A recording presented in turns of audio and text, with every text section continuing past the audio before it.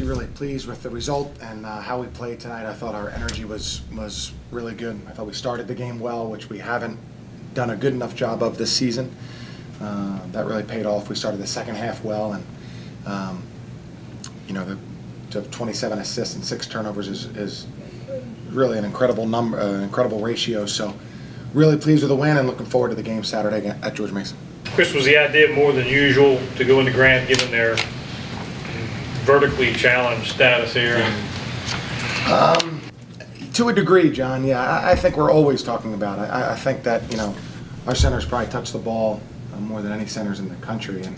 But we did talk about making sure we threw the ball inside. They switched.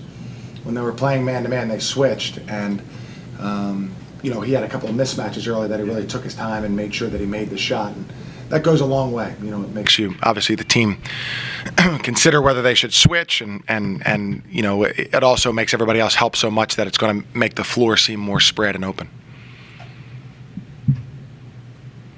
Coach. Excuse me. Coach, team tonight, 25 points off a turnover to their 10. Can you elaborate on, how well the team played and hustled tonight to get those points off a turnover? Well, I thought our defense was very good. I thought, UMASS is one of the top 3-point shooting teams in the league and in the country. They shoot at a high percentage, and they shoot a lot of them. So, a couple in the first half, I thought we could have turned the guys into drivers rather than shooting threes. But I thought our defense really picked up at the end of the first half and for most of the second half. I thought we made it difficult. We scrambled well. We came up with loose balls and a lot of times turned those into points. So our defensive energy was very, very good throughout. Most complete game? Probably so. The game at VCU was very complete game. But yeah, this was good. I mean, it obviously we haven't had many of these this year, so it feels good, and hopefully this is something that makes us feel good, gives us a little bit of a boost as we go into the season finale. As you do that, Coach, obviously when you talk about Mason, people are going to discuss the difficulties Richmond's had with the Patriots. Yeah. Do you have any thoughts on that? And I know you've said in the past it's just one of those gigs like Duquesne and Richmond. You've had really good luck against Duquesne over the years. You haven't had good luck against Mason. Yeah, I'm not sure, John. I know a journalist like yourself would probably know who's finished ahead in the standings since they got in the league. So the head-to-head matchup is really important because we could have done better in the standings had we been able to win. But I think they have a great coach, and I think that they have the offense that they run. The multiple ball screens and. It has been difficult for us to defend against. And so hopefully, I think the last 2 games that were here were close. At the end of the game, I think we had chances with turning them over, pressing. But I don't necessarily know. I can't put my finger on it other than they're a good team, and the way they move and set ball screens repeatedly has given us a lot of trouble in the past. Hey, regardless of opponent, the idea now is to generate some momentum, huh?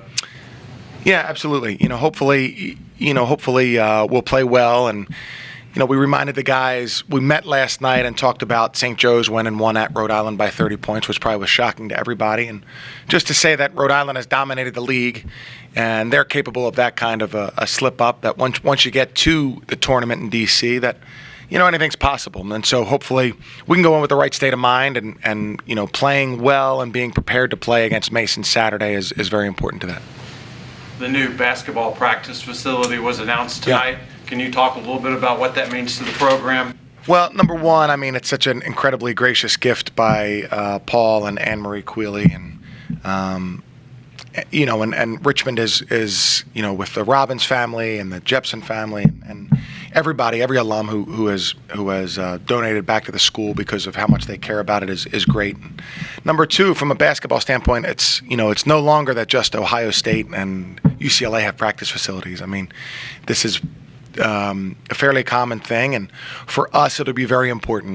It's something that we'll be able to utilize 24 hours a day, and it's just a good home for your basketball program. And by nature of being on our campus, it'll be beautiful and it'll be great. And I think it'll serve 2 incredibly important purposes, which is really helping the guys that we have become better and work on their games, and then really assuring recruits that we're very committed to basketball at a high level. Coach, did you say anything to your seniors tonight with this being their last home game possibly here at the Robins Center? Anything? Just like one thing. I think that we have a record for attendance, John, or not or since. Yeah. So and with our team's record, I mean, more along the lines of how appreciative we are and play the way that demonstrates that we're appreciative of all the fans who have come out and supported us. And this is a young team that hopefully more nights like this in the future. But we really appreciate the fans and the support that we've gotten.